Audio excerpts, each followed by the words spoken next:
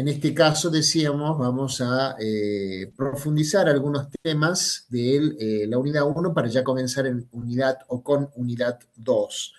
Bien, que ya hemos compartido en el aula virtual lo que es el contenido del nuevo programa que va a ser presentado ya al Consejo Asesor y Normalizador de la Escuela Superior de Ciencias Jurídicas y Políticas para su aprobación. Y desde luego con la bibliografía correspondiente que le vamos a ir actualizando a medida que vayamos avanzando en los temas y desde luego en la medida en que también contemos con los recursos que nos pueda facilitar la universidad en aras de escanear la parte más central del material que van a necesitar ustedes para poder tener todo debidamente documentado en los textos que se van a subir al aula virtual. Bien, decíamos que en esta oportunidad vamos a pasar a profundizar algunos aspectos que nos van a servir de trampolín para abordar la unidad 2. En este caso son aspectos que están conectados con unidad 1, pero que desde luego son necesarios en orden a poder introducirnos en la unidad 2, que no es compleja, pero de alguna manera tenemos que tenerlo bien en claro para que no se nos escapen algunas consideraciones que consideramos, que estimamos relativamente duras, importantes, y que ustedes no pueden de ninguna manera ignorar para poder avanzar en la comprensión de la materia. Por allí van a advertir ustedes que por ahí tocamos algún tema vinculado a derecho político, esa es la razón por la cual derecho político es correlativa de esta materia, y también algunos temas propios de la filosofía del derecho, incluso, porque también el derecho constitucional tiene mucho de esto. El derecho constitucional tiene mucho de esto de pensar y repensar permanentemente no solamente el derecho constitucional, sino también la norma constitucional y en alguna medida también el derecho en general. Bien, por eso es lo más interesante de nuestra materia, es que también tiene mucho de filosofía del derecho, por lo tanto, no se asusten cuando rocemos esos temas, porque seguramente van a ser importantes para que ustedes puedan comprender algunas cuestiones bastante críticas en materia de derecho constitucional.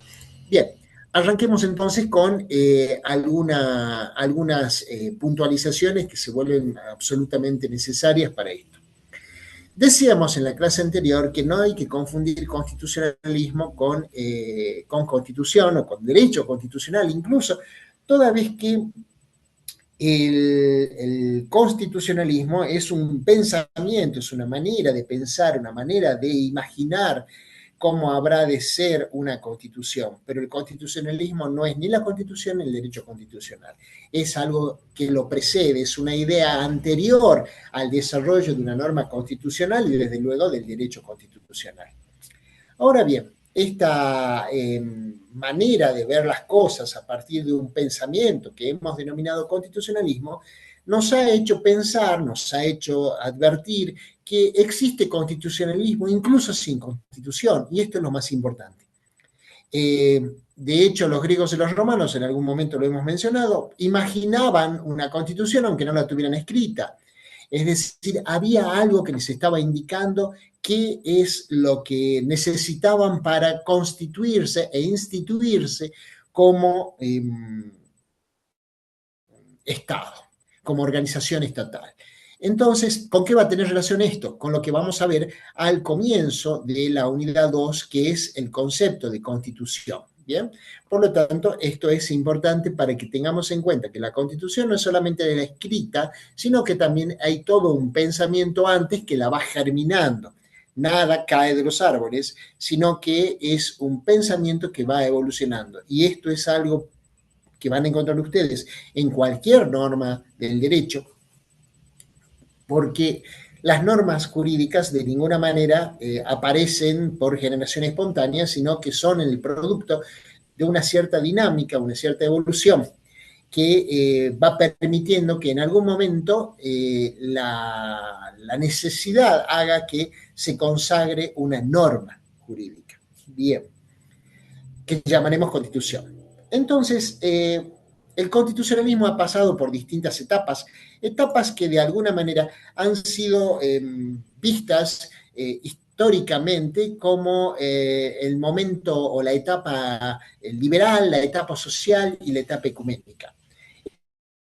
Esto está relacionado con aquello de derechos humanos de primera, segunda y tercera generación, ni más ni menos. Por lo tanto, este tema ya lo hemos examinado de alguna forma, por lo tanto tampoco resguarda, no tiene demasiada complejidad para que ustedes lo entiendan. La etapa liberal era aquella originada con la Constitución francesa y se centraba en los derechos individuales de las personas, es decir, el derecho a la vida, la integridad física, la libertad ambulatoria, la libertad de pensamiento, el derecho a la propiedad. La etapa llamada social es aquella que pone su atención en los derechos de los colectivos humanos, teniendo en cuenta ciertas particularidades que los hacen más fácil de identificar. Es decir, tenemos derechos vinculados a colectivos vulnerables como los niños, como las mujeres, como los indígenas. También tenemos derechos vinculados a ciertas necesidades individuales. Bien, eso que me estabas preguntando, Maximiliano, bueno, veremos cómo el departamento técnico de aula virtual lo puede subir a la clase del lunes pasado. Bien, decíamos, así no me pierdo, decíamos entonces que la formulación que va a tener estos derechos también pueden tener relación, vinculación con ciertas áreas que no pueden, ciertas áreas de la vida social que no pueden ser satisfechas de manera individual. Ejemplo, el derecho a la salud, a la educación, a la seguridad pública, más allá, o a la información pública. Más allá de eso también tenemos luego la etapa de los llamados derechos ecuménicos o universales, que fueron aquellos que vinculábamos sobre todo con el derecho ambiental, por ejemplo, que fue uno de los ejemplos que planteó uno de los alumnos en la clase anterior. Bien, en definitiva, estos derechos ecuménicos o de naturaleza ecuménica o esta etapa ecuménica de constitucionalismo lo que tiende es a preservar, a resguardar, a proteger, a tutelar ciertos derechos de naturaleza o de alcance universal, ¿bien? Y que pueden ser reclamados por cualquier persona ante cualquier Estado. Sí, todo va a ser subido hasta donde me dije. Me dijeron toda esta clase tiene que ir al aula virtual, también grabada. Sin duda, exactamente, también esto cambia el modelo o paradigma del Estado a medida que vamos evolucionando, porque no es lo mismo hablar de un Estado constitucional de naturaleza social que un Estado de naturaleza puramente individual o liberal. Ya veremos, esto no lo subo yo, esto lo sube el operador de aula virtual, ¿sí? Así que vamos, digo esto para que quede claro que por dónde viene, yo hago el trabajo y luego se graba y se sube al aula virtual. Bien, seguimos, si no me corto. Sí, todos los manuales se han subido, toda la bibliografía se ha subido. Bien, decíamos, bueno, la justicia es obtenida como, o es mirada como un bien jurídicamente protegido de carácter social, ¿bien? ¿Por qué? Porque la justicia no se quiere por la justicia misma, sino que la justicia se quiere por el afianzamiento de la paz, que es a lo que busca la paz social, que es a lo que pretende el constituyente. Recordemos el preámbulo de nuestra Constitución, que habla de afianzar la paz como uno de los objetivos del texto constitucional. ¿Cómo queda con el? Bueno, ahí lo acabamos de mencionar. Decíamos entonces, el constitucionalismo entonces se organiza en estas etapas que van sucediéndose de manera histórica, en forma sucesiva, no es que se reemplazan o se suprimen, sino que se van construyendo una sobre la otra. Esto es también importante, porque de esta manera ustedes se pueden dar cuenta cómo la Constitución, al hacer el constitucionalismo, previa a la Constitución, al ir asumiendo la idea de que la Constitución debe cuidar, proteger o velar por los derechos individuales, cuando pone la mira en la protección de los derechos sociales, no está suprimiendo los derechos individuales, sino que suma a los derechos, a la protección de los derechos individuales, los sociales y luego los ecuménicos, ¿sí? Es decir, el hecho de ir avanzando en estas etapas históricas dentro del constitucionalismo no implica la supresión de los contenidos de las etapas anteriores, sino su fortalecimiento, su sumatoria. Esto es importante para que lo tengan siempre en cuenta. No hay supresión de derechos, sino que hay una acumulación de materias vinculadas a la Constitución y que se van engrosando a medida que se han transitado las distintas etapas o instancias históricas dentro del constitucionalismo. Por otro lado, que también resulta absolutamente significativo en este desarrollo, es que han proliferado distintas ideas respecto de lo que se debe entender por constitución. Esto lo van a ver en el programa, está dentro de la unidad 1, y se vincula dentro de este marco evolutivo de derechos. No solamente han evolucionado y se han engrosado los derechos pasando de lo individual a lo ecuménico, sino que también ha ido modificándose la concepción sobre lo que es o de dónde viene la Constitución. Bien, hay algunas ideas que en esto se han afianzado y que están dentro de nuestra tradición constitucional, según vamos a ver. En primer lugar, hay una mirada que ha sido prácticamente la más claramente advertida, claramente vista en la forma de afianzarse el derecho constitucional, que tiene que ver con una mirada de naturaleza fundacional revolucionaria. ¿Qué implica la mirada fundacional revolucionaria? Según el texto de sí, que está incluido en la bibliografía y que además ha tomado estas ideas de autores clásicos como Vidal Campos particularmente, cuando se refiere a la historia del derecho constitucional, se entiende que esta mirada llamada fundacional revolucionaria implica una mirada un tanto, primero viene de los franceses, de Hariu, una mirada un tanto naif, un tanto ingenua. Ahí estoy mandando el nombre del autor al chat.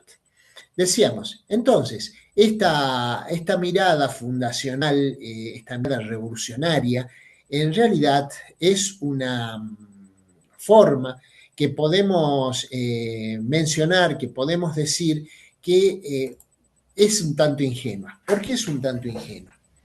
Es un tanto ingenua porque busca entender que el derecho constitucional, hijo del constitucionalismo como pensamiento,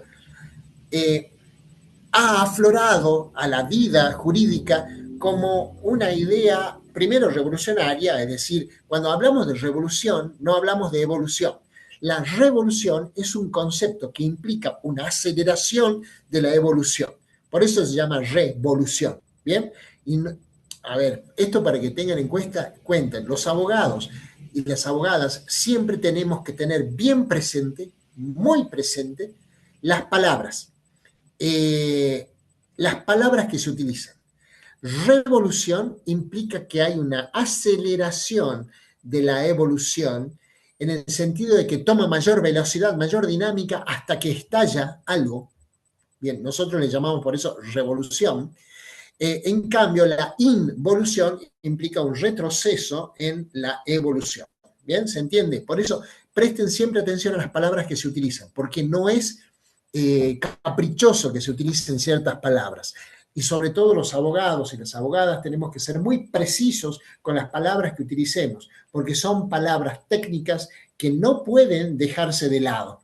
Bien, son palabras que nos sirven a nosotros para describir con la mayor puntillosidad y detalle posible lo que queremos decir. Si los abogados y las abogadas no sabemos hablar, ¿a quién le dejamos eso? Bien, por eso presten atención a esto. Lo revolucionario entonces tiene que ver con esta aparición, este estallido que según los franceses, particularmente Hariu, según lo que recuerda en su texto Jorge Manossi, nos permite entender que allí aparece de manera súbita una idea constitucional que se plasma en un texto constitucional.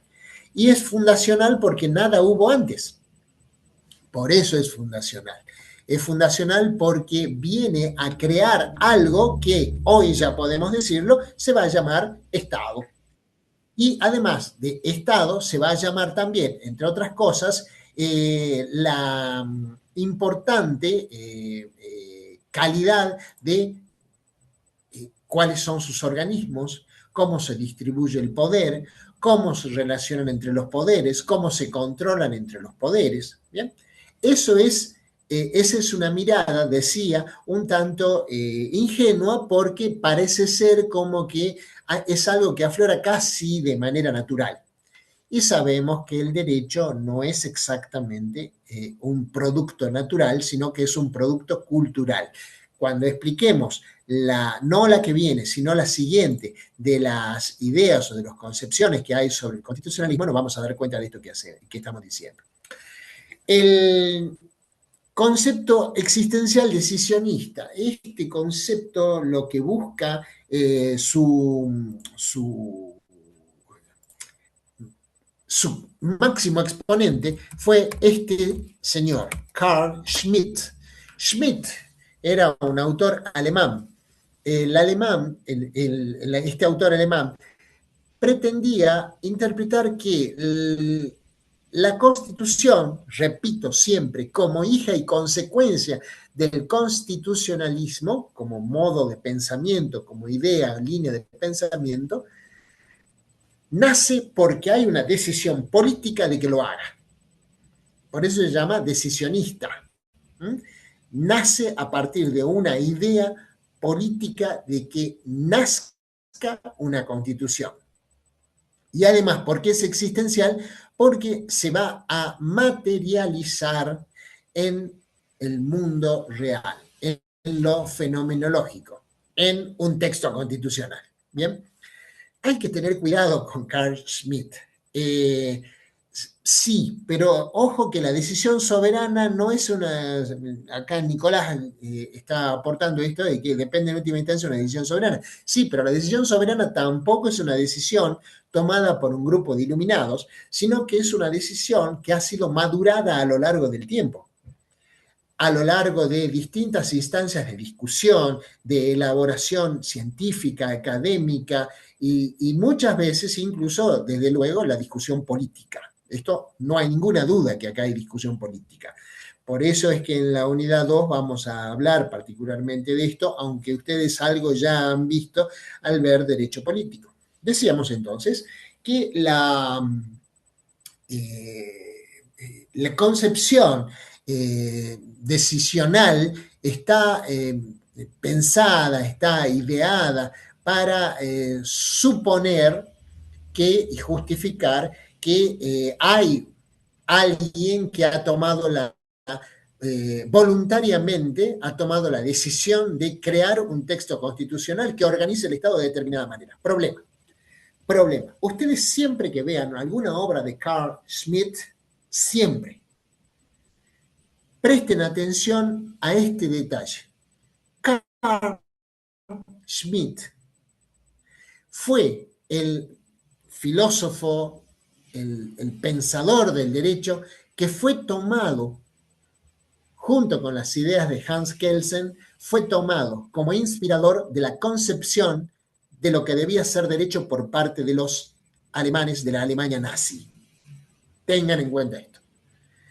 En otras palabras, la mezcla entre Hans Kelsen, un positivista, para quien el derecho solamente la letra escrita de la ley, y un filósofo del derecho como Carl Schmitt, que dice que todo se puede conseguir gracias a la voluntad, al querer, a la decisión, hizo que se produjeran leyes absolutamente antijurídicas, y ustedes me dirán, ¿cómo si una ley es antijurídica? Sí, porque no tenía un contenido axiológico discernible, verificable, un contenido de valores.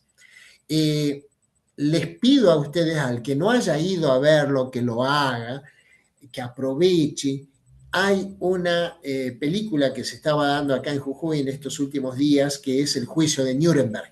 Bien, obviamente que se concentra más en la cuestión histórica del juicio de Nuremberg, pero ahí se deslizan algunas ideas que a ustedes les van a servir para entender esto que estoy diciendo. ¿Por qué? Porque en el juicio de Nuremberg, en esta película, hay otra que les voy a recomendar después, pero en el juicio de Nuremberg ustedes pueden ver cómo se invocan estos argumentos conectados con las leyes injustas. Bien, las leyes injustas.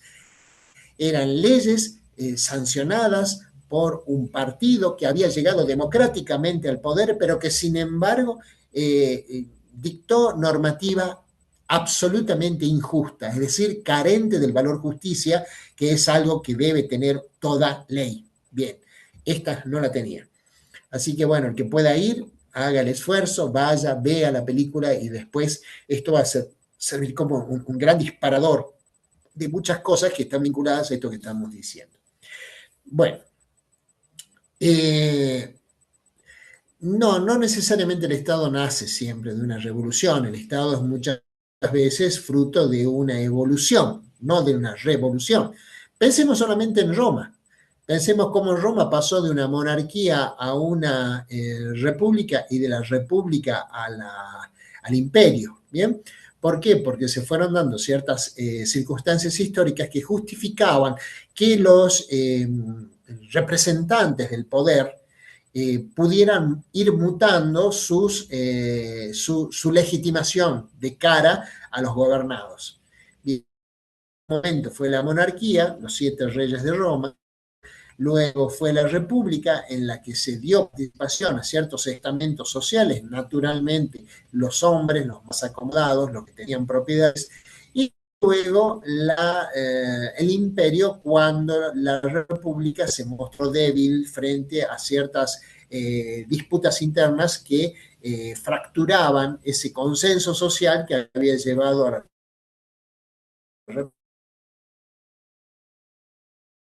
República.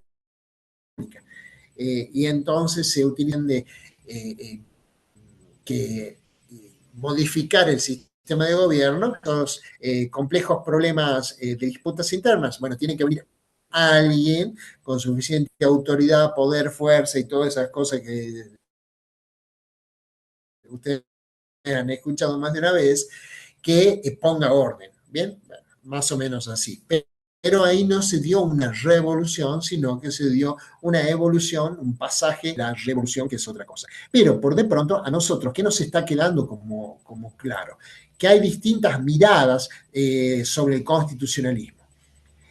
Luego está el concepto, la concepción materialista del constitucionalismo y de la constitución.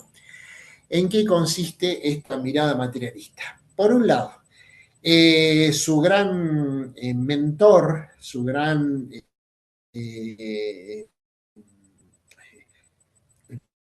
motivador, justificador y demás, es ni más ni menos que historia, es una suerte de lucha permanente de clases. Es verdad, dice Jorge Vanossi, ojo, esta idea no es original de Karl Marx.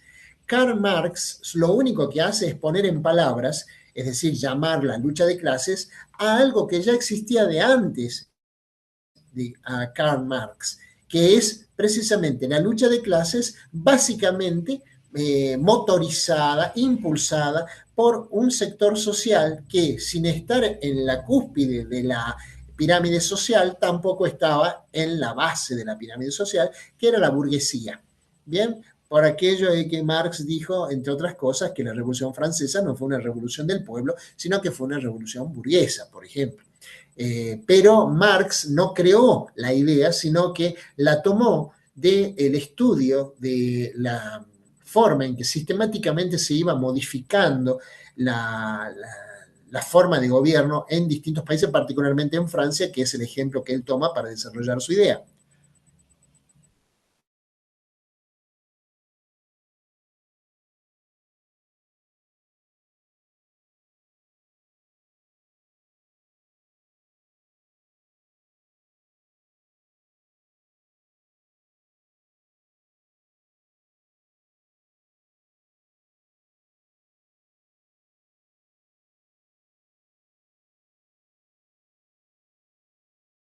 Lo que termina generando este texto constitucional que busca organizar la sociedad de una determinada manera, manera que por lo general es elegida casi de manera excluyente por la clase dominante, la clase social dominante.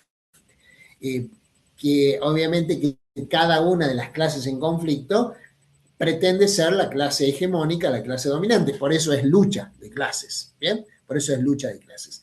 Esta idea de Marx, digamos que busca entonces explicar la Constitución como un fruto, como una consecuencia de esta crisis permanente que se da entre los protagonistas sociales de los conflictos, pero que luego él le va sumando otro elemento en la dinámica, que es aquello que ustedes seguramente habrán visto en derecho político, esta confrontación entre tesis, antítesis y síntesis.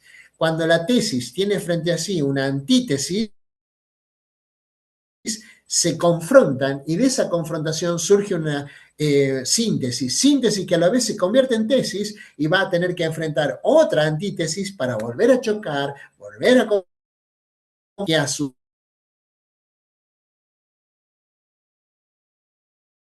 para nuevos enfrentamientos. Exactamente. Carlos Marx lo toma de Hegel porque Hegel ya había tenido un ensayo de explicación de cómo evolucionaba la historia.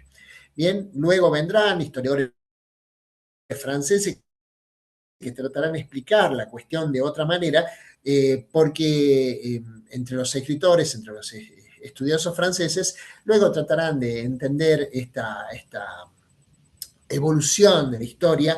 Algunos se decantarán por una idea diciendo que la historia es lineal, otros opinarán que la historia en realidad es una historia que va simplemente oscilando de un punto a otro, otros dirán que la historia es circular. Bien, esto no pertenece a nuestra materia, pero simplemente es para que ustedes tengan en claro que en realidad el constitucionalismo como pensamiento previo y motivador de una constitución es ni más ni menos que la expresión de distintos pensamientos filosóficos que van a lo largo del tiempo justificando esta idea de constitucionalismo. Por eso les dije al comenzar la clase que algunos elementos que vamos a tocar en este momento, en este encuentro, tienen que ver precisamente con ideas propias de la filosofía del derecho y de la filosofía en general, pero particularmente en lo que a nosotros nos interesa, con la filosofía del derecho. Miren ustedes hasta dónde hemos llegado en esto. Ahora ustedes se preguntarán, bueno, pero en algún momento hay que cerrar la discusión. No, no, en derecho las discusiones no se cierran. Cuando una discusión termina es porque ha comenzado otra. Así que quédense tranquilos que para material para discutir hay de aquí y de sobra un montón. Así que desde ese punto de vista, ustedes no se preocupen que los abogados siempre vamos a tener algún tipo de materia para discutir. Pero por lo menos en la etapa histórica que a nosotros nos interesa ya como idea que nos va a generar alguna, no digo seguridad porque seguridad nunca vamos a tener en derecho, pero por lo menos alguna idea que nos sirva para explicar a dónde estamos, es una cuarta concepción que es lo dialéctico plenario. Lo dialéctico plenario, que sería la cuarta instancia, cuarta etapa, cuarta cuarto escalón del pensamiento de lo que es el constitucionalismo, va a tener esta particularidad. El concepto dialéctico plenario, primero y principal, es dialéctico porque entiende que la Constitución, repito, como consecuencia de un pensamiento constitucional o de un pensamiento constitucionalista previo, se obtiene, se llega a él luego de mantener este debate, esta discusión, por eso es dialéctico, entre los distintos actores que van a tener protagonismo a la hora de dictar la Constitución. ¿Esto de dónde se lo toma? El autor que ha desarrollado con mayor plenitud la idea del constitucionalismo mirado desde esta dialéctica en particular es Heller. Heller, que también está citado por Vanossi, Heller considera, valora que la Constitución normada, es decir, la que nosotros vemos escrita en un texto constitucional, tiene, por un lado, un elemento que es fundamental y que, desde luego, es la letra del texto constitucional. Sin texto no tenemos nosotros una Constitución que mirar, que leer, que comprender, que estudiar, sobre todo. Bien, pero esto no es lo único. Él dice que además a esto hay que sumarle otro elemento. El otro elemento tiene que ver con la práctica social que acata esas directivas constitucionales. Es decir, hay dos elementos, uno normativo y otro empírico. Es dialéctico porque la Constitución surge a partir de una discusión previa que se da entre los padres fundadores de la Constitución y que luego se traduce en una norma escrita. Pero de nada sirve esta norma escrita si a la vez no es internalizada por los sujetos a los que va dirigida y además, en este orden, la acatan a la norma o al mandato constitucional. Y al acatarlo, ¿qué es lo que están haciendo? Están reconociéndole legitimidad, le están reconociendo autoridad, porque bien podrían no acatarlo, en cuyo caso de nada sirve, por más bonita que esté escrita la Constitución, si no tenemos un cuerpo social que la admita, la ejecute, la mire, la observe, la cumpla, la respete y la haga cumplir. Además, entonces, estos datos son importantes dentro de esta concepción. También podemos mencionar dentro de este contenido de lo dialéctico y plenario que entra en juego acá un elemento que, un aspecto que Kelsen, por ejemplo, nunca tuvo en cuenta y que hace que, en definitiva, sea tan importante este acatamiento social. Y es el conjunto de valores que esa Constitución consagra, que esa Constitución respeta. Porque si esa Constitución no es capaz de condensar valores que la sociedad respete en un momento histórico dado, y sobre todo en un momento histórico largamente prolongado, porque convengamos que la Constitución no está hecha, no está diseñada para agotarse en un par de años, como podría pasar con una ley cualquiera, y luego se dicta otra que la derogue, la reemplace, la mejore. No, una Constitución está diseñada para sobrevivir durante mucho tiempo. Esta necesidad de que la Constitución tenga una larga vida hace que consagre y que reconozca ciertos valores que la sociedad ya ha comprendido que deben ser acatados. Es por eso que las constituciones suelen tener una vida extensa, porque por un lado el papel escrito no serviría de nada si hay una sociedad que no observa los mandatos constitucionales. Y esto es relevante para entender el por qué o cómo se justifica que una constitución sobreviva tanto tiempo más allá de la vida y la muerte de aquellos que la escribieron. Bien, este es el segundo elemento que esta mirada, que esta etapa, que esta instancia de pensamiento llama dialéctico plenario, nos permite interpretar que es quizás el punto de vista que hasta ahora, digo hasta ahora porque el día de mañana puede surgir otra idea, de hecho ya está en marcha otra idea, vamos a mencionarlo solamente porque está mencionado en el programa más adelante, pero para que ustedes tengan una noción de que el derecho es tan dinámico que hoy por hoy una idea que parece consolidada, el día de mañana no lo está. Pero decíamos, hoy por hoy es la idea que ha primado a la hora de entender qué representa el constitucionalismo cuando de ese pensamiento del constitucionalismo emana un texto constitucional, que ahora sí ya llamamos constitución o carta magna. Estas ideas, esta comprensión de cómo va evolucionando el pensamiento jurídico sobre lo que debe ser una constitución, fíjense, ha partido de una idea que parecía bastante rudimentaria, bastante básica, bastante ingenua, decíamos en su momento, que era, bueno, la constitución aflora, aparece por medio de un quiebre revolucionario. Perfecto, pero eh, no es así. No es así, o por lo menos no se ha mantenido esta idea de manera incólume a lo largo del tiempo, hasta llegar a un momento en el que debemos comprender y debemos admitir que la Constitución es no solamente un texto escrito al que se ha llegado luego de la debida discusión por parte de aquellos que tienen el poder de hacerse oír a la hora de diseñar un texto constitucional, sino también por el acatamiento no solamente formal, sino también material de los miembros de la sociedad que entienden necesaria para algo muy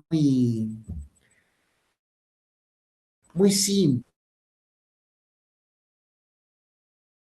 Y es tan simple y evidente y es tan notorio que muchas veces no nos damos cuenta de eso, que es para la convivencia social pacífica, para eso. La Constitución sirve para eso. En la Constitución está plasmado el gran, el enorme, el gigantesco pacto social que nos permite vivir pacíficamente en sociedad y que no nos estemos matando en la calle unos a otros. Ese pacto social, esa idea de pacto social, está traducido en una constitución y que además goza del respeto de aquellos a los que va a gobernar esa constitución. Porque no nos olvidemos, si no hay ese respeto, entonces la constitución no vale más que el papel donde está escrito. Entonces, esto es significativo para lo que vamos a ver también en unidad 2 cuando entremos ahora a la parte nodal, digamos, a la parte central de este desarrollo. De poder constituyente, originario y derivado ya hemos hablado en relación a las amplitudes que tiene el poder constituyente originario frente a las limitaciones que tiene el poder constituyente derivado, además de todo lo que significa, porque la verdad que significa una gran limitación el poder constituyente derivado, el hecho de que para que pueda ser operativo debe haber una ley que declare la necesidad de reforma. Bien, sobre este punto hemos hablado, nos hemos expedido, así que no vamos a perder demasiado tiempo en esta cuestión que ya ha sido transitada en el encuentro anterior. Ahora vamos sí a abrir la puerta de la unidad 2 que habla de derecho constitucional y constitución. Es importante, es interesante y básicamente es significativo para nuestra materia, que el derecho constitucional, que básicamente se desarrolla sobre lo que es el texto constitucional, que ya vamos a ver más abajo al final del capítulo, al final de la unidad, que no es la única fuente. Ojo, acuérdense que nuestra cátedra es neo-ius naturalista, ¿sí? Y no tenemos vergüenza de decirlo. Nuestra cátedra es neo-ius naturalista. Por lo tanto, a nosotros, el significado que le podemos asignar a la letra de la Constitución es importante, sí es importante. pero ¿es único? No lo es. Sino que la letra constitucional para nosotros es un buen punto de arranque, un buen comienzo de la comprensión de lo que significa el derecho constitucional para nosotros, pero no es la única fuente. Y no ser la única fuente implica, entre otras cosas, que reconozcamos otras tan o más importantes en algunos casos que el texto de la Carta Magna. Bien, así que desde ese punto de vista decíamos que la Constitución tiene por lo menos algunas acepciones que tenemos que repasar para que de esa manera no se nos escapen algunos aspectos que resultan importantes para la comprensión del asunto. En este caso voy a tomar el texto de Horacio Rosati.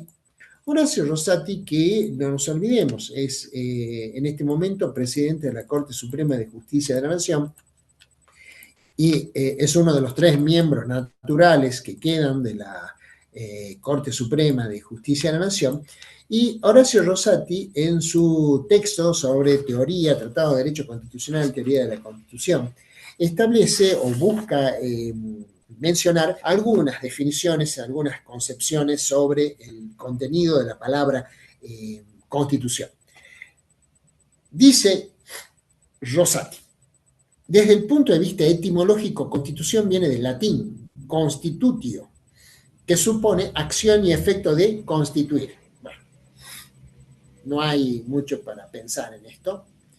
Y constituir del latín constituere es formar, componer, ser, establecer, erigir, fundar y también asignar, otorgar o dotar a alguien o algo de una nueva posición o condición.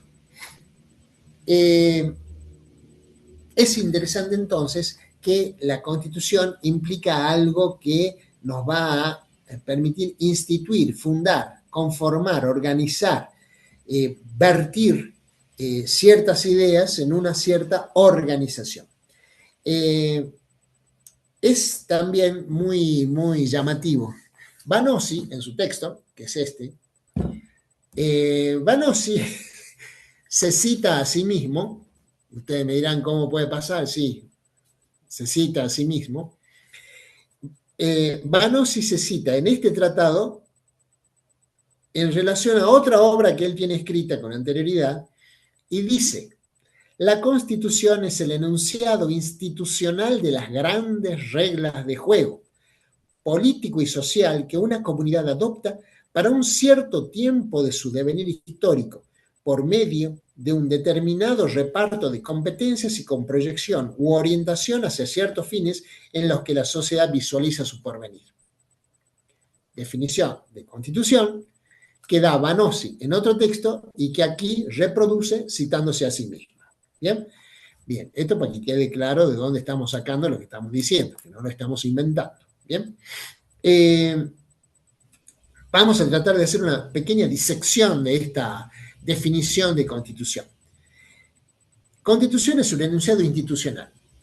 Cuando hablamos de enunciado institucional, cada vez que ustedes escuchan la palabra institucional, lo que les están queriendo decir que es algo, es una construcción, un diseño, una estructura, un sistema, que está destinado a sobrevivir durante un tiempo más o menos prolongado. Ustedes más de una vez habrán escuchado en las noticias, en los discursos políticos, en donde fuere, habrán que hay que preservar la institucionalidad. ¿Qué significa eso de preservar la institucionalidad? Significa ni más ni menos que preservar la forma de gobierno, el Estado, la estructura, la organización que debe subsistir más allá de las coyunturas políticas, económicas, sociales que se estén transitando. Problema, cuando también se dice esto, también se está diciendo, porque los abogados, repito, los abogados y las abogadas no debemos ser ingenuos. Se los he dicho ya en clase y se los repito acá. Los abogados y las abogadas no podemos ser ingenuos. ¿Bien? La ingenuidad está para otro ámbito, no para el derecho y no para los operadores del derecho. Bien, volviendo a lo que nos interesa, muchas veces se ha utilizado, también se ha invocado esto, mantener la institucionalidad como una suerte de mantener el statu quo. No hagamos olas para que esto siga como está, ¿sí? ¿Ha pasado? Sí, ha pasado, ha pasado. Pero la institucionalidad, cuando ustedes escuchen ese término, busca preservar algunos signos que deben permanecer inmutables dentro de una construcción jurídico, política o social. ¿Bien? Por eso, la Constitución es el enunciado institucional de las grandes reglas de juego. Pone entre comillas Rosati, Vanossi, perdón, pone entre comillas lo de regla de juego. ¿Por qué regla de juego? Porque regla de juego implica marcar cómo es la dinámica de los vínculos entre los distintos poderes del Estado, cómo es el vínculo entre los ciudadanos y los poderes del Estado, cómo es el vínculo entre los poderes del Estado y las relaciones internacionales. Es decir, siempre busca establecer el cómo. Cuando ustedes vean la palabra regla de juego es el cómo se relaciona quién con quién, de qué manera. Esto también es importante. Entonces, las grandes reglas de juego, por esto de decir grandes reglas de juego, es que estamos también identificando que se trata de normas que están destinadas a tener vigencia durante un largo periodo de tiempo. Porque si estamos cambiando reglas de juego permanentemente, caemos en lo que al legislador, no digo el constituyente, digo al legislador argentino le tiene pánico. Y lo que le tiene pánico, a lo que le tiene pánico el legislador argentino es a la inseguridad jurídica. Bien, por contracara frente a la inseguridad jurídica está la seguridad jurídica. La seguridad jurídica implica la posibilidad de cierta predictibilidad de algunos resultados o algunas respuestas jurídicas. Eso quiere decir seguridad jurídica. Ahora bien, estamos cambiando las reglas de juego, como se las llama acá, a cada momento, y mucho más si tienen carácter constitucional, entonces no hay seguridad jurídica alguna. ¿Bien? Pero son reglas de juego político y social que una comunidad adopta, entonces ya les está marcando dónde. No es en todo lugar, en todo momento. Es una comunidad dada en un tiempo histórico determinado. Por eso dice, para un cierto tiempo de su devenir histórico. La Constitución está pensada para regir en una comunidad dada en un momento dado.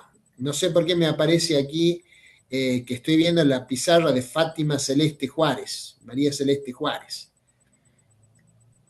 Ah, bien. Entonces, está destinada a regir en un lugar dado, en una comunidad dada, en una sociedad dada, pero en un momento histórico determinado. Y esto nos mete en otro problema, que será el problema de la interpretación constitucional, que también veremos más adelante en el programa, pero que también algo podemos anticipar acá. La Constitución tiene esta pretensión de vigencia para una sociedad dada en un momento histórico determinado, pero noten ustedes que yo dije hace un rato que incluso tiene vigencia mucho después de muertos los constituyentes que la escribieron, los constituyentes que la consensuaron, ya no están más y sin embargo la Constitución sigue vigente. Esto habla bien de un texto constitucional en el sentido de que quiere decir que los valores, los principios que aquellos constituyentes plasmaron en el texto constitucional fueron tan potentes, tan fuertes, tan identitarios, de identidad vamos a hablar 2 líneas más abajo en el programa, identitarios de esta sociedad dada que han subsistido a lo largo del tiempo, incluso más allá de la vida de sus autores. Esto habla bien de un texto constitucional, está bien, es correcto, es bueno, esto marca que la Constitución es una constitución, el texto constitucional creado ha sido un texto constitucional valioso, ha sido inteligente, ha sido bien concebido. Ahora bien, el problema que se plantea acá, que dijimos vamos a anticipar algo que vamos a ver más adelante, es el de la interpretación constitucional. Y ahí ya la pelota cae en la cancha de los jueces. ¿Sí? naturalmente que cuando hablamos de interpretación constitucional y si les toca eso en el examen, al que diga la pelota queda en la cancha de los jueces, no va a aprobar el examen, quede claro eso. Estamos haciendo un grafismo, una ilustración, acudiendo a una figura que sabemos que todos comprendemos. Decíamos, ¿por qué? Porque imagínense que hay ciertas disposiciones constitucionales que nunca pudieron haber imaginado aspectos como la inteligencia artificial y el derecho de propiedad sobre el material que se utiliza en los programas de inteligencia artificial, que tampoco pudieron prever aspectos vinculados a la concepción fuera del útero materno, que tampoco pudieron prever nuevas formas de contratación que muchas veces necesitan de protecciones especiales para las personas que contratan en esos términos. Y todo esto debe subordinarse siempre a la mirada constitucional en materia de protección de derechos. Entonces, ¿cómo hacer para que una norma creada en 1853, por ejemplo, artículo 19, derecho a la privacidad o derecho de privacidad o derecho a la intimidad o principio de reserva, como lo quieran llamar, tenga una vigencia actual frente a mecanismos de difusión y de interferencia en la vida de las personas, como Internet, como las redes sociales, como las publicaciones en la red. Bien, no quiero acá que entremos ya en el tema de Natalia de Negri, por ejemplo, que lo de Natalia de Negri lo veremos en las clases prácticas del viernes y el sábado. Pero, por ejemplo, esto que tiene que ver con eso, ese principio de reserva, ese principio de privacidad, cómo juega teniendo en cuenta el 19, que fue construido, diseñado por el constituyente de 1853, hoy vigente y frente o de cara a fenómenos que el constituyente de 1853 no se les podían haber cruzado por la cabeza jamás en su vida. Bien, ¿cómo se ayorna, cómo se actualiza esa interpretación?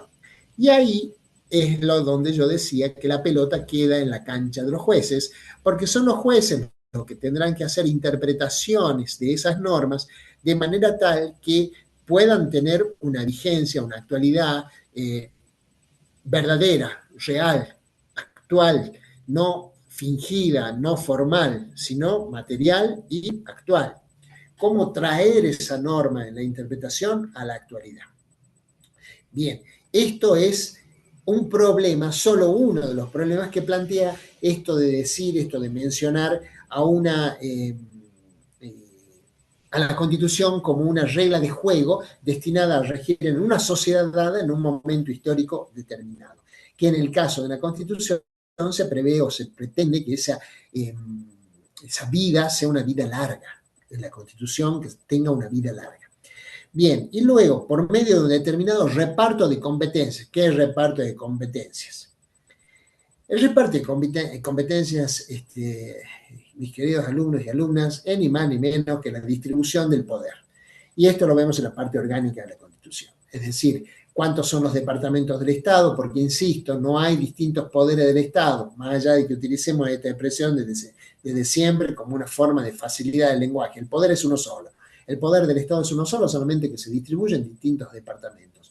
Ahora bien, eso implica un reparto de competencias. ¿Qué hace un poder? ¿Qué hace el poder legislativo? ¿Qué hace el poder ejecutivo? ¿Qué hace el poder judicial? ¿Cómo además conviven y cómo se controlan recíprocamente estos poderes? ¿Qué otros órganos extrapoder ha creado la Constitución reformada de 1994? De manera tal que hay, además de los departamentos del poder tradicionalmente conocidos, y eran los que pensaban, aquellos pensadores franceses que ilustraron a los hombres de la Revolución Francesa, digo los hombres porque fueron los que tuvieron protagonismo. La única mujer que pretendió sobresalir, que fue Olimpia de Gouges, creando su Declaración de Derechos de la Mujer, terminó muerta en la guillotina. ¿Bien? por eso hablo de hombres. Digamos que a la mujer ya la venían reprimiendo desde esa época, por más revolucionaria que fuera.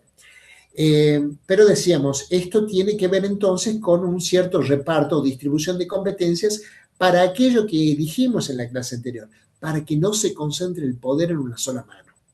Porque la concentración de poder en una sola mano o en una sola cabeza, si prefieren ustedes, es ni más ni menos que lo que pasaba con la monarquía absoluta, que era lo que la Revolución Francesa venía a terminar de una buena vez.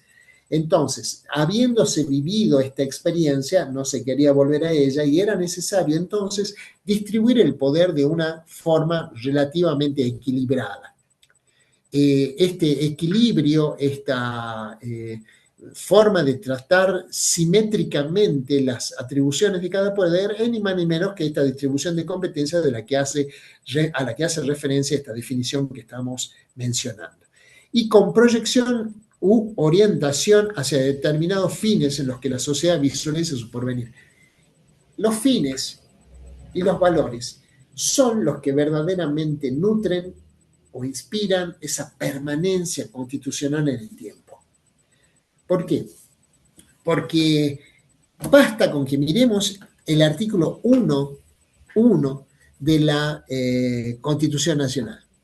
Adopta para su gobierno la República Argentina una forma republicana, representativa y federal. ¿Esto qué implica? Esto implica que esto es núcleo duro. Algunos autores llaman a esto las normas inmodificables de la Constitución, que se pueden modificar otras, pero esto no se puede modificar. Y tiene como mira, como objetivo, establecer ciertos fines, los fines que van desde el desarrollo individual, pasando por el desarrollo colectivo, por la preservación de la vida, la salud, la integridad física, la libertad de las personas que viven en nuestro territorio, porque no nos olvidemos que el constituyente argentino habla de habitantes, no habla de ciudadanos, lo cual es sumamente importante para tratar de entender cuál era la mirada que tenían los constituyentes de 1853. Bien, hablaron de habitantes, no hablaron de ciudadanos como una categoría excluyente de todo aquel que no fuera ciudadano. No, todo hombre, decía, repito, es el lenguaje de la época, de buena voluntad que quiera habitar el suelo argentino. Con esto era el único requisito que se exigía para ser bienvenido en este ámbito de protección que le marca la Constitución Nacional. Así que notarán ustedes que es un elemento importante esto de definir cómo queremos ser, los fines, los objetivos a los que apuntamos. Y esto apunta a una sociedad diversa, pluridimensional, a una sociedad inclusiva, a una sociedad abierta, a una sociedad que además busca siempre el resguardo constitucional ante cualquier amenaza o violación de sus derechos. Todos estos elementos hacen a los fines de la Constitución. Por eso es tan relevante, por eso es tan significativo que nunca se pierda de vista esto, porque estos criterios le van a servir a ustedes para resolver todos aquellos conflictos, todas aquellas controversias en las que entre en la más mínima, en el más mínimo cono de sombra, cono de duda, ¿cómo resolvemos esto? Porque la Constitución ya ha fijado algunos criterios que no se pueden evitar, no se pueden omitir y que han sido reflejados en distintas normas infraconstitucionales, es decir, me estoy refiriendo a normas legales, que han sido tradicionalmente aceptadas en el ordenamiento jurídico argentino y por la sociedad toda. Y más allá del cambio de algunas legislaciones, cambios bastante radicales, como pasó del Código de Deberes, el Código Civil y Comercial, más allá de eso, sin embargo, han sobrevivido estas manifestaciones. Vamos a poner algunos ejemplos simplemente. Seguramente ustedes en derecho privado, parte general, ya han entrado a transitar lo que es capacidad e incapacidad y habrán visto que, por ejemplo, cuando hay duda entre la capacidad o la incapacidad de una persona, se debe estar siempre a favor de la capacidad. Es decir, la capacidad se presume, la incapacidad se debe probar. ¿Qué está diciendo eso? Que la regla, ¿cuál es? La capacidad de las personas y la incapacidad es la excepción. Miren ustedes, o la capacidad restringida, que es una categoría que el Código de Vélez no traía, pero que el Código Civil y Comercial sí trae, donde ya tenemos 3 niveles de categorías. La capacidad restringida y la incapacidad, que es la excepción. ante la necesidad, también dentro del mismo ámbito de capacidad e incapacidad, ante la necesidad de privar de la libertad a una persona internándola, entonces la regla es la libertad, el tratamiento ambulatorio de la persona, y la excepción excepcionalísima es la privación de la libertad de la persona a través de una internación involuntaria. Es decir, van notando ustedes cómo de qué manera es posible entonces advertir que la Constitución ha fijado ciertas reglas que la ley ha incorporado como propias y por lo tanto hoy subsisten. Decíamos, entre la duda de si una persona tiene que estar libre o tiene que estar privada de su libertad en el ámbito del derecho procesal penal, la regla es que debe primar la libertad y solo por excepción la privación de libertad. Es decir, vamos viendo cómo se va generando una serie de criterios gracias a la Constitución, gracias a la Constitución. Claro, exactamente. Entonces, tenemos esta idea que es un núcleo bien fuerte, que son cuáles son las finalidades, cuáles son los valores que el constituyente ha querido plasmar como parte esencial del texto constitucional, y fíjense que ha tenido éxito esto. Ha tenido tanto éxito que hoy en la Constitución de 1853 sigue vigente, más allá naturalmente de las modificaciones introducidas por la reforma de 1994, pero ha tenido toda la vigencia y toda la potencia que le permite la grandeza de los principios que se han consagrado en ella. Además, no nos olvidemos esto, que el constituyente, el reformador constituyente de 1994, expresamente a la hora de incorporar los tratados, los documentos, los internacionales en materia de derechos humanos, ha dicho de manera expresa que nada de lo que estos dispongan puede contravenir, puede ir en contra de lo que marca la Constitución.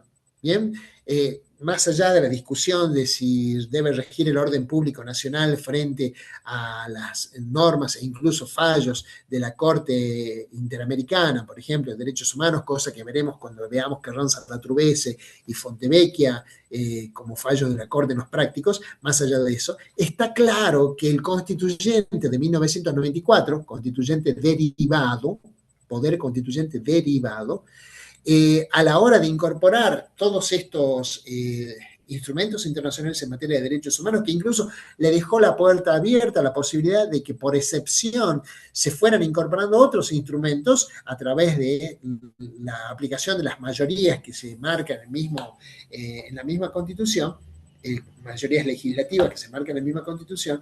Más allá de eso, ha dicho, ojo, está bien, los incorporamos, pero ninguno de ellos puede entenderse como la supresión o limitación de derechos que ya han sido reconocidos por esta Constitución. Y esto nos lleva a esta reflexión, a este razonamiento. Tanto la Constitución como las convenciones internacionales son un piso, no un techo. ¿Qué implica esto que estoy diciendo? Significa que si a alguna provincia se le ocurre, se le pasa por la cabeza introducir una reforma constitucional que amplíe derechos y que amplíe protección de derechos, no es inconstitucional. Porque tanto la Constitución como las convenciones internacionales incorporadas a la Constitución tienen o marcan un piso, no marcan un techo.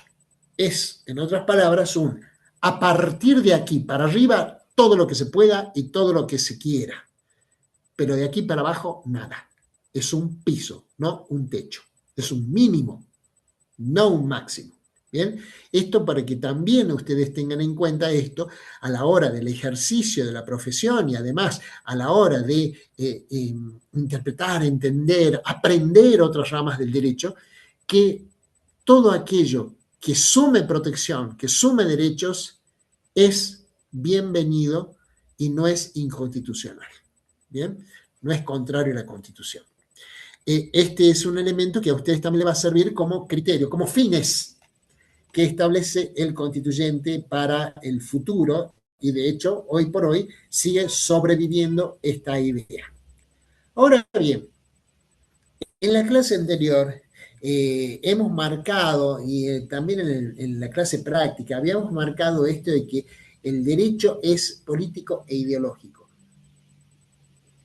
Mucho no vamos a abundar en esta cuestión, toda vez que seguramente en materia de derecho político, que ustedes ya han tenido que aprobar para estar en esta materia, seguramente ya le han proporcionado los elementos más importantes. No, la reglamentación del derecho de huelga en realidad no es una excepción, es una búsqueda de limitación que tiene que busca, que pretende, ni siquiera el poder legislativo, el poder administrador, que es peor, al ejercicio del derecho de huelga. Y para todos aquellos que estén interesados, vayan sabiendo que la cátedra, los docentes de la cátedra, hemos presentado para su publicación en el primer número de la revista de la carrera de abogacía de la Escuela Superior de Ciencias Jurídicas y Políticas, un artículo que busca explicar precisamente esto, que se llama la protocolización de la Constitución Nacional. Se busca protocolizar la Constitución, que en realidad es un pretexto para limitar los derechos que ésta consagra. Y por supuesto, nuestro artículo es bastante crítico hacia esa postura. Pero no sean ansiosos, en junio va a estar el primer número en todos los negocios del ramo. Lo publica la Universidad Nacional de Jujuy. Y por supuesto se va a incorporar como material de la cátedra. Bien, decíamos, ya hemos abundado en esto de que el derecho es político y es ideológico. Ahora, lo que no hemos explicado en su momento, y quizás deberíamos hacerlo, deberíamos decirlo, para que no quede esto en el aire, es ¿qué es ideología? Porque mucho se habla de la ideología y cuando se habla de la ideología se habla en el sentido de denostarla, de criticarla, de plantearla como algo que está mal, algo que perturba o algo que distorsiona o algo que no debería estar allí, digamos, en el derecho o en los orígenes del derecho. Y no, no es así. Algo hemos dicho respecto de que no es posible que una persona no tenga ideología. Todos lo tenemos desde el legislador y además hemos probado que la ley es política y es ideológica a través de una serie de preguntas que hemos hecho y hemos llegado a esta conclusión. Pero no hemos abundado en determinar qué se entiende por ideología. Y la ideología tiene una explicación. La ideología tiene una concepción, tiene una manera de ser explicada. Lo vamos a poner en términos dentro de todo simples. Esto lo define un autor holandés, Theo van Dijk, que está citado en la bibliografía que acompaña al programa y nos permite desarrollar esta idea de una manera bastante, creo yo, bastante entendible para que no nos perdamos en esto de qué es la ideología. La ideología es una forma de ver y explicar el mundo. Eso es. Bueno, acá lo ponen como un paradigma simbólico de sentido y sí, es una manera de cómo yo explico el mundo. Para la ideología, a diferencia de una mirada científico-crítica, la mirada científico-crítica siempre se va a caracterizar por la absoluta insatisfacción. Bien, insatisfacción. ¿Qué implica una absoluta insatisfacción? Que ninguna respuesta que se dé va a agotar todo dentro de una mirada científico-crítica. En cambio, para la ideología todo tiene explicación. Y cuando se le encuentra explicación a todo, ahí se cierra. No se avanza más. Por eso la ideología tiene propende a cierta inamovilidad. ¿Por qué? Porque busca explicarse a sí misma. Y es un problema. Porque la ideología no se autocuestiona, la ideología no se autoproblematiza, sino que la ideología lo que busca es justificar, entender todo bajo su propia óptica. Y de esa manera decimos, o por eso decimos, que es una forma de interpretar, explicar el mundo, según el marco ideológico que yo esté utilizando. Ahora, si esto es correcto o no, es una pregunta aparte. Lo que no podemos negar es que la ideología existe y que la ideología impregna, necesariamente impregna en los textos constitucionales y qué más decir de los textos legales, ¿bien? Y desde luego las interpretaciones que de esos textos se hagan. Por lo tanto, no nos debe sorprender esto de la presencia tan potente, tan fuerte, tan importante de la ideología en el marco del derecho constitucional. Esto implica también que la Constitución tiene algo que se llama identidad constitucional. La identidad constitucional se va a gestar a través de una serie de elementos, muchos de los cuales están nutridos de algo que se llama axiología constitucional. Hay una autora que está citada en la bibliografía que con la que se acompaña el programa, que ha escrito este texto que se llama Identidad Constitucional, es Daniela López Testa. En este texto, López Testa hace una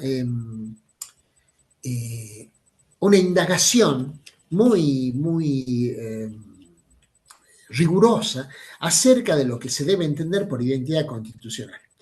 Fíjense, la pregunta sobre la que ella arranca o desde la que ella arranca tiene que ver con esto de ¿por qué un texto constitucional sobrevive al paso del tiempo? ¿Y por qué este texto constitucional está destinado a gobernar durante tanto tiempo una sociedad determinada? Bien, la respuesta a la que va a llegar luego de desarrollar este libro es que lo hace, es decir, el texto constitucional sobrevive tanto tiempo porque lo que hace es condensar la identidad de esa sociedad. La identidad. Por lo tanto, la Constitución es ni más ni menos que la expresión de la identidad axiológica, institucional, política, social y hasta económica de una sociedad.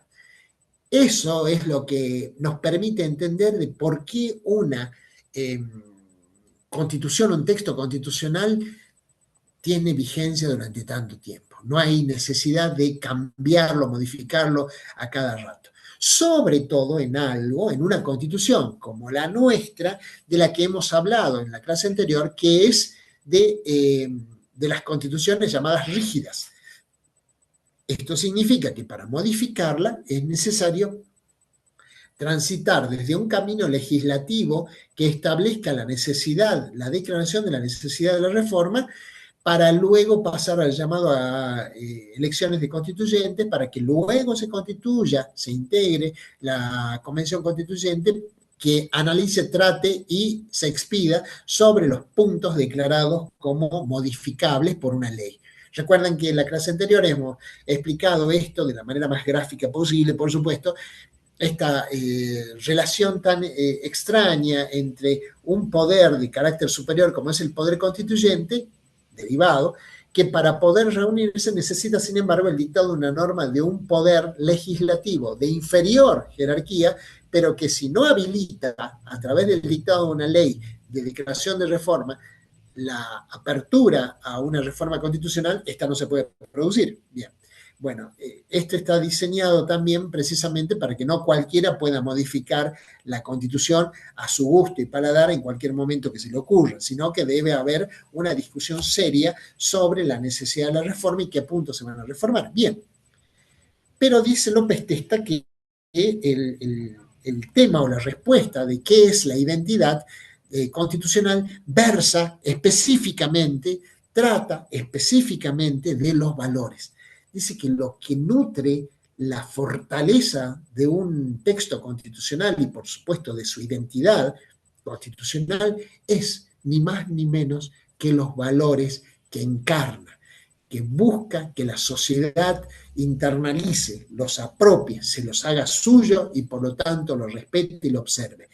Decíamos hace un rato que esto va a tener mucho, pero mucho que ver con el último punto, el último tema de esta unidad, que es validez y vigencia. Pero no nos anticipemos, no nos adelantemos, sino que teniendo en cuenta entonces que el principal carácter que tiene que tener la Constitución es, a los fines de mantener su identidad, es la estructura axiológica que busca preservar, entonces es así también como se debe hablar de qué tipo de normas va a contener esa Constitución.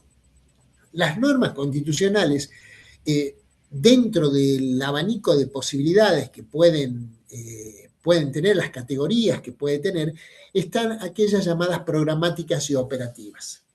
Las programáticas y las operativas son aquellas que ustedes seguramente con mayor claridad conocen. ¿Por qué? Porque vamos a dar el ejemplo más típico que existe entre la discusión de programáticas y operativas para que ustedes también lo tengan presente a la hora de que veamos ciertos fallos, como seguramente a esta altura del partido ya se estarán poniendo en la cabeza ustedes los de Ecmecdian, porque seguramente a esta altura del partido aprovecharon toda Semana Santa para leer los 3 fallos que les he encomendado que lean. Ahora bien, lo programático y lo operativo tiene que ver con qué. Lo programático busca interpretar que una norma constitucional, para ser actual, realizable, reclamable incluso judicialmente, debe ser necesario el dictado previo de una ley que reglamente ese derecho. En cambio, lo operativo es aquello que considera que para que una norma constitucional sea realizable, actuable, reclamable, no necesita el dictado de una ley que la reglamente. Bien, en otras palabras, una norma constitucional operativa es aquella que puede ser aplicada directamente. Una norma constitucional considerada programática es aquella que necesita del dictado de una ley, es decir, de una norma de jerarquía inferior que la reglamente a los fines de su aplicación. Bien, ¿cuál es el ejemplo más claro que podemos dar en materia de normas que se han esgrimido como programáticas y que durante más de un siglo estuvieron ahí durmiendo el sueño de los justos a pesar de ser letra constitucional y que no se le daba operatividad porque se la consideraba programática? El artículo 118 de la Constitución, que tiene que ver con el juzgamiento por juicio por jurados. El juzgamiento por jurados. Desde un viejo fallo de la Corte Suprema de Justicia de la Nación, de allá de principios del siglo XX, se estableció, se consideró, se valoró que si bien ese artículo es un texto constitucional, su operatividad depende del dictado de una ley y será el legislador el que, con su enorme sapiencia, su gran prudencia, determine cuál es el momento en el que va a ser posible la implementación. Primero, el dictado de una ley que habilite ese tipo de normas, ese tipo de juzgamiento, juicio por jurado, y además, a través del dictado de la ley correspondiente, determine cómo se va a hacer. El cómo.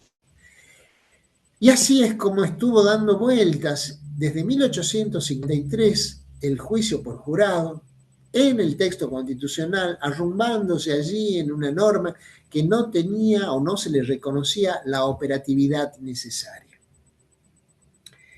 Y así es como recién ahora está haciéndose sentir esta necesidad del dictado de normas, ya dado que la Corte dijo hace mucho que se necesitaban normas legislativas para poder hacer actuable ese juicio por jurado, entonces se le exige al legislador, señor, ya es tiempo, expídase. Y es así como ya tenemos juicios por jurado en gran parte de las provincias argentinas. Sí, en provincia de Buenos Aires ya hay juicio por jurado. En Ciudad Autónoma de Buenos Aires aún no.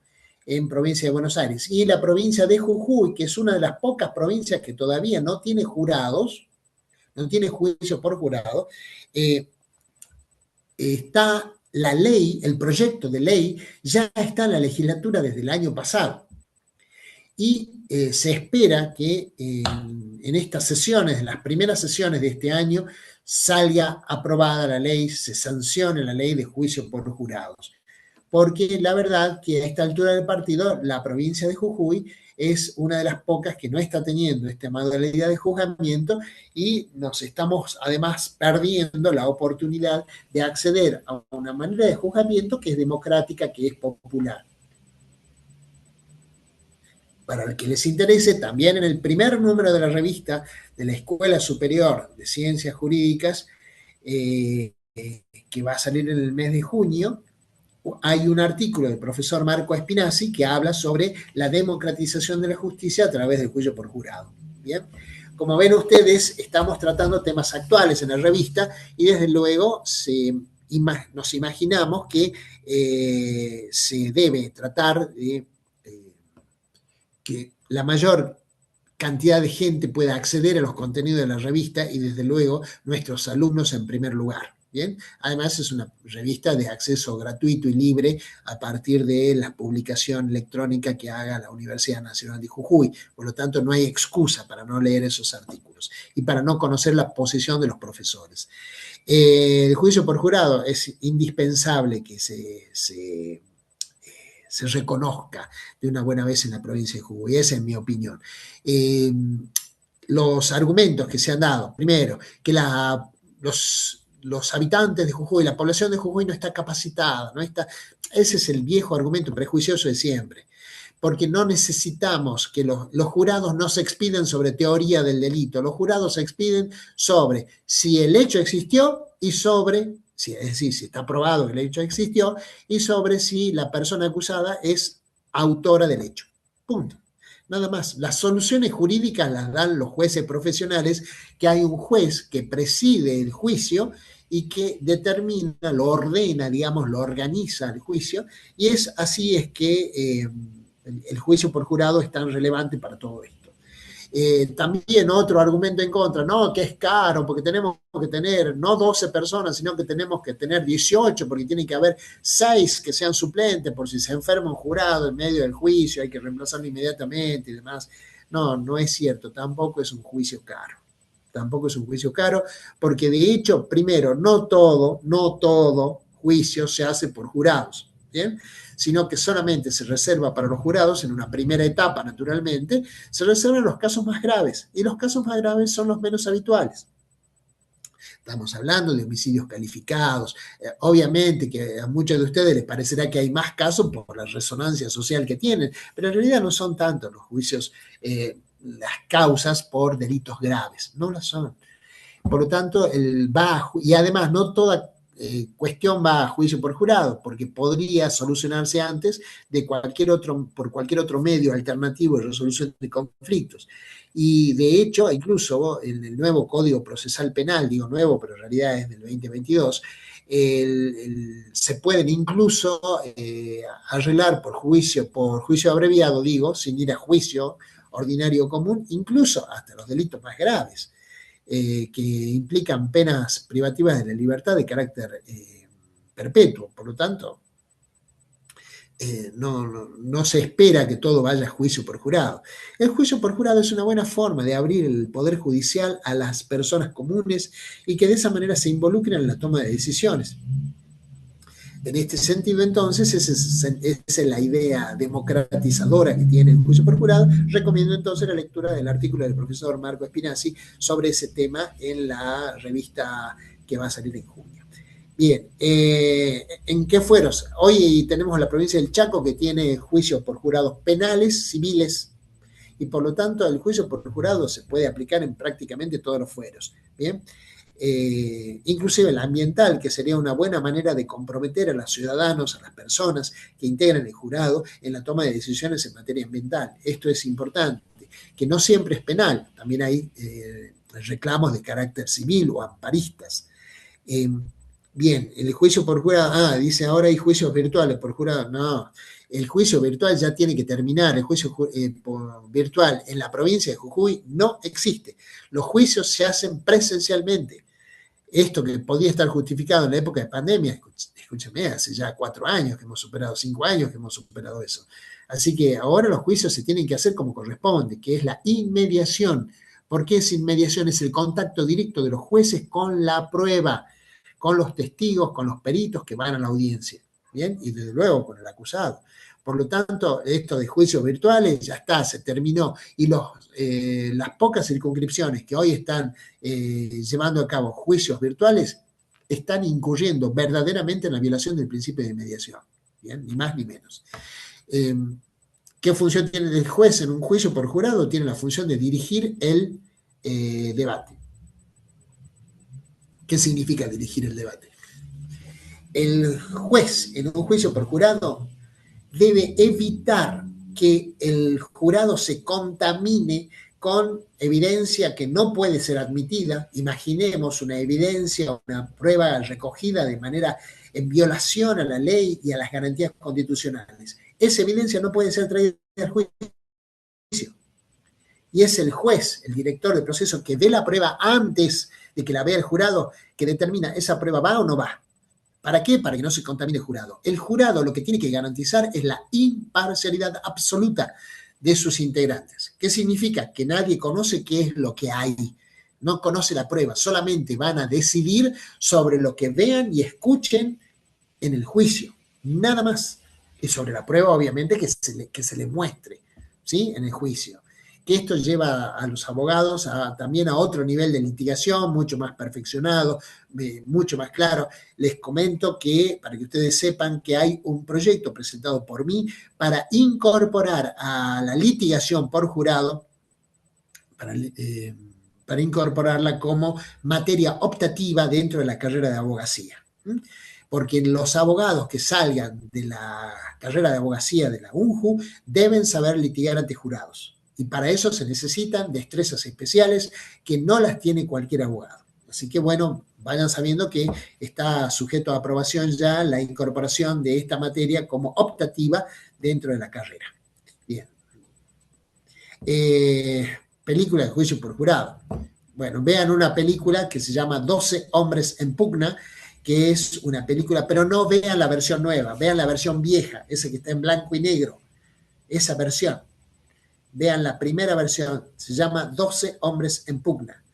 Está en internet, en YouTube, en millones de plataformas, ¿sí? Así se llama, 12 hombres en pugna. Pero vean la versión vieja, no la versión nueva. No, Filadelfia no es una película que verse sobre jurados, no. Vean esa versión y tomen en cuenta ahí cómo se delibera, cómo se discute en un jurado. Bien, seguimos para que no me distraigan, no me lleven a mí para el lado de los tomates, sino que vamos a lo que nos interesa. Decíamos, cláusulas programáticas y cláusulas constitucionales operativas que son de directa aplicación. Las asertivas y las prohibitivas, esto es muy parecido a lo que ustedes cuando estudian en Derecho Privado Parte General el concepto de ley y sus distintas categorías. Las asertivas son las que mandan a hacer algo y las prohibitivas las que prohíben hacer algo. Bien. Las descriptivas y prescriptivas, de la misma manera, las descriptivas son las que detallan ciertas conductas a cumplir o ciertas situaciones a cumplir, y las prescriptivas son aquellas que ordenan cumplirlas. Las descriptivas simplemente se refieren a un modo de describir una situación dada, y las prescriptivas aquellas que buscan modificarlo o incurrir en algún tipo de incidencia sobre la ejecución de esa conducta.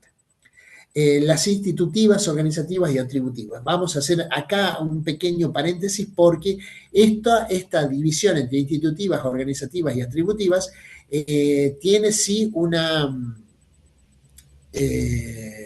no, ya no hay expediente, el que puso ahí, ¿quién? Rita. No, el jurado no es elegido al azar, es elegido a través de un método de selección que establece la ley, que tiene que ver con el padrón electoral y demás. Y la posibilidad de litigar bien de un abogado no la adquiere con estudiar bien el expediente, primero porque ya no hay expediente. No existe el expediente, se terminó el expediente. Ahora hay legajo de investigación, que puede tenerlo tanto el fiscal uno como la defensa otro. Así que olvídense del expediente, ya no hay. Y menos ustedes cuando se reciban ni van a conocer el expediente de papel, ni lo van a ver. Bien, decíamos entonces, para que no nos perdamos, las institutivas, organizativas y atributivas. Esta distribución, esta clasificación de normas constitucionales viene del derecho anglosajón, pero dentro del derecho anglosajón, particularmente del derecho norteamericano. ¿Por qué viene de ahí?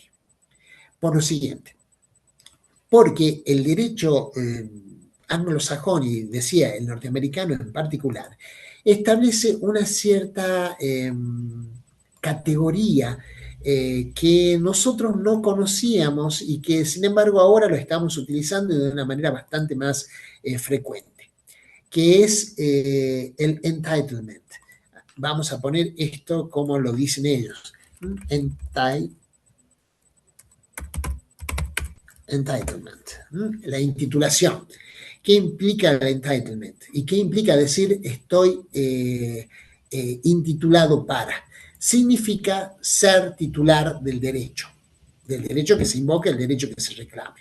Bien, hay una obra muy, muy interesante de Ronald Dworkin, a quien nosotros hemos mencionado como un neo ius naturalista.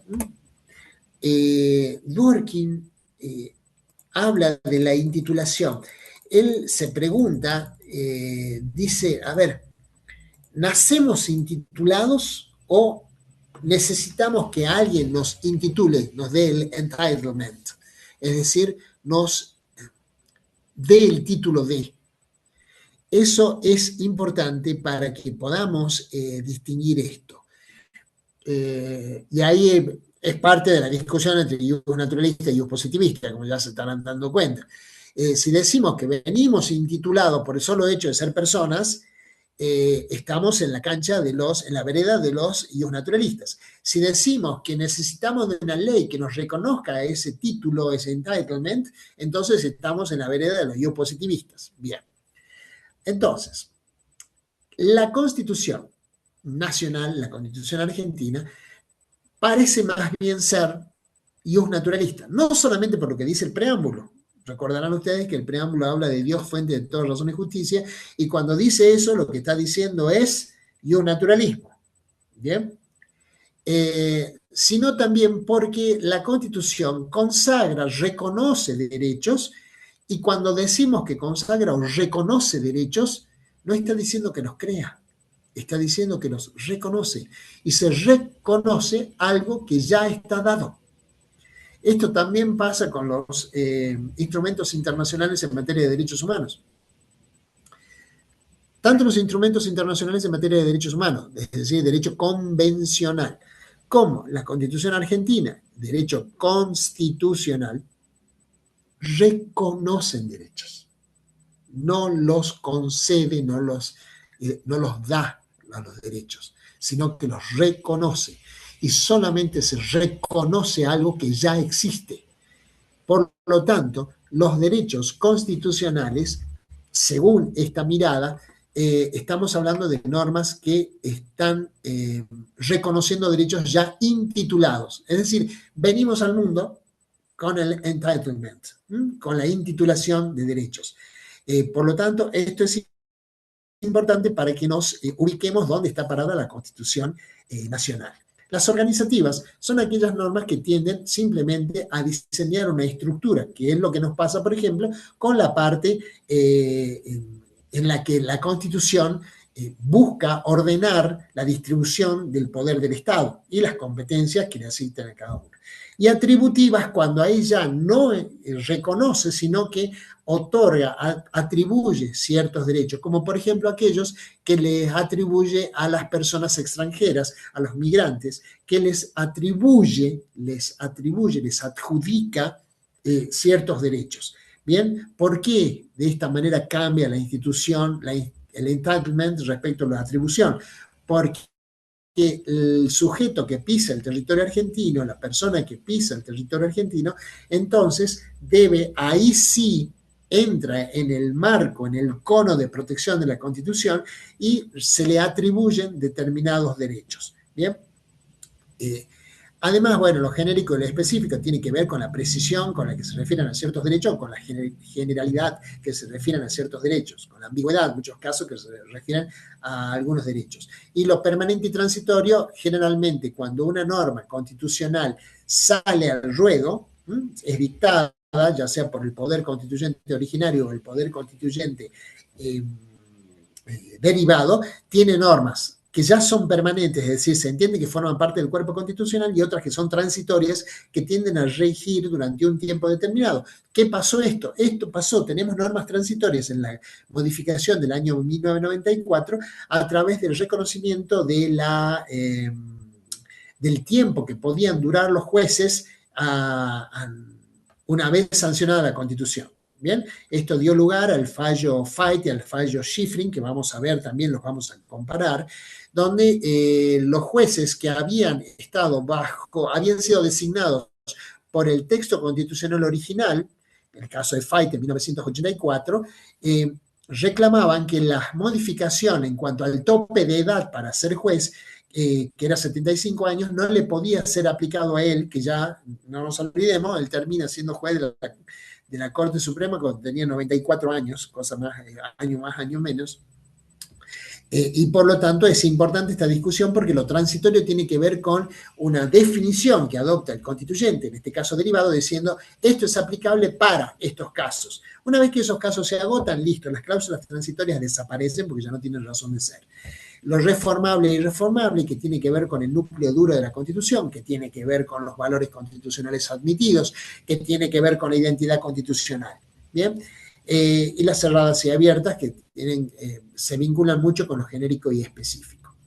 Ahora bien, las fuentes del derecho constitucional. Las fuentes del derecho constitucional, para que lo vayamos teniendo en cuenta para la próxima clase, van a pasar por el texto constitucional, por la jurisprudencia constitucional, por la doctrina constitucional y además por la práctica constitucional, que acá no la llamamos costumbre, la llamaremos práctica constitucional. Hacemos una brevísima distinción como para que queden clara y abierta la posibilidad de nuestra próxima clase. El texto constitucional, desde luego, a semejanza de lo que dice el Código Civil y Comercial argentino en sus artículos 1 y 2, es el texto normativo siempre es el punto de arranque. Pero desde luego, el punto normativo puede agotarse porque puede no comprender el caso en particular, en cuyo caso tenemos que echar mano de las demás fuentes del derecho, pero no de cualquier fuente, sino de la jurisprudencia constitucional. Jurisprudencia constitucional que está bien, es verdad, todos los tribunales de cualquier fuero e instancia pueden pronunciarse sobre la validez constitucional de una norma. De hecho, ahora mismo ustedes lo están viendo en tiempo real, a medida que se van pronunciando distintos tribunales, distintos juzgados, en materia, por ejemplo, de constitucionalidad o inconstitucionalidad de algunas normas de la reforma laboral que se ha sancionado y promulgado hace muy poquito tiempo. Pero, desde luego, ¿cuál va a ser el pronunciamiento que más autoridad va a tener, que más expansión va a tener, que va a fijar doctrinas sobre ciertos casos? Sin ninguna duda, los de la Corte Suprema de Justicia de la Nación, porque es el tribunal, la última palabra, es el tribunal que tiene la última palabra en materia constitucional en la República Argentina. De esa manera ustedes se están dando cuenta claramente que esa es la razón por la cual acudimos siempre a los fallos de la Corte Suprema de Justicia de la Nación para los prácticos. Esa es la razón, porque al tener la última palabra, su jurisprudencia tiene un valor mucho más apreciable, mucho más significativo que el del resto de los pronunciamientos de otros tribunales, que sin duda son valiosos, pero el que corta la discusión es el fallo de la Corte. Porque ya no hay, ya no hay más posibilidad de recurso luego un pronunciamiento de la Corte Suprema de Justicia de la Nación. La doctrina constitucional, que es la opinión de los autores, esto lo han visto ustedes como fuente de derecho en derecho privado parte general. Pero la doctrina de los autores es una doctrina especializada en derecho constitucional. Sí, el fallo Fontevecchia lo vamos a ver, Luciano, así que no te apures porque lo vamos a ver con Carranza Latrubés.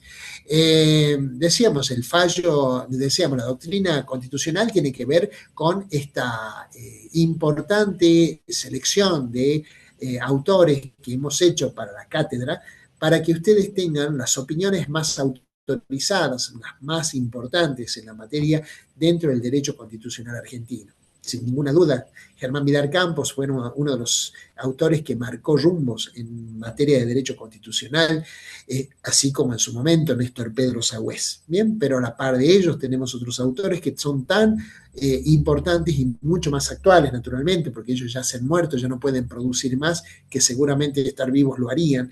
Pero en este caso, la doctrina es una fuente importante del derecho constitucional.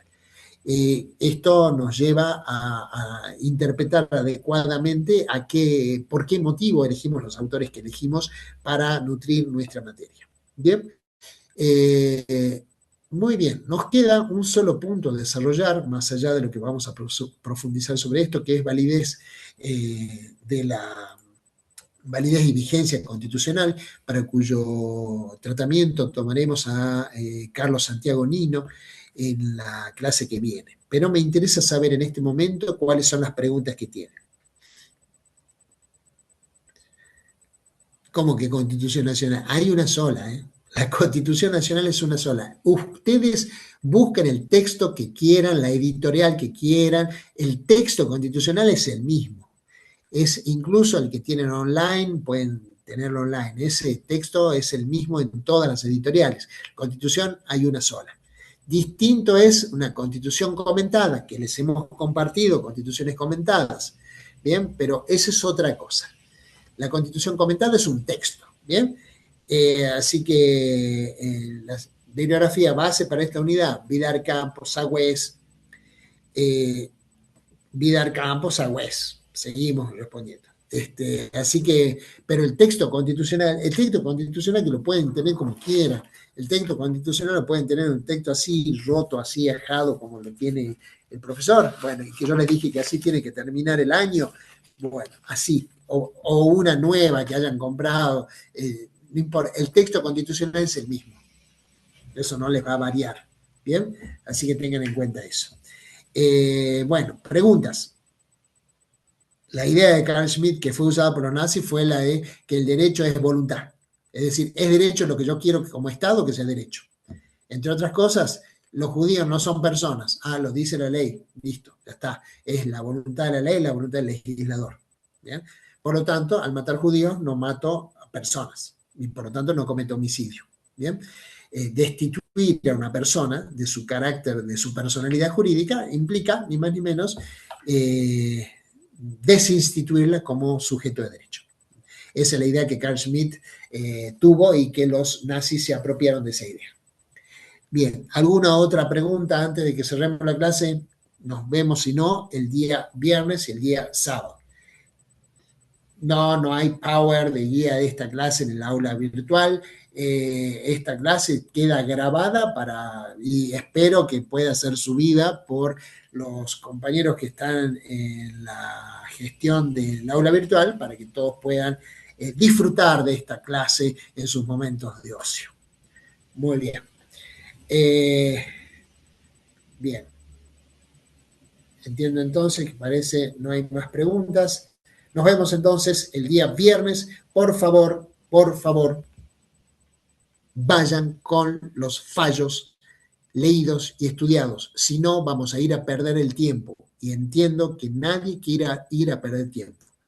Así que vamos con los fallos, los 3 fallos leídos y estudiados. Bien, y ya cuando entremos a clase, que estén los grupos de 6 en ronda, alrededor de la mesa, donde ustedes quieran.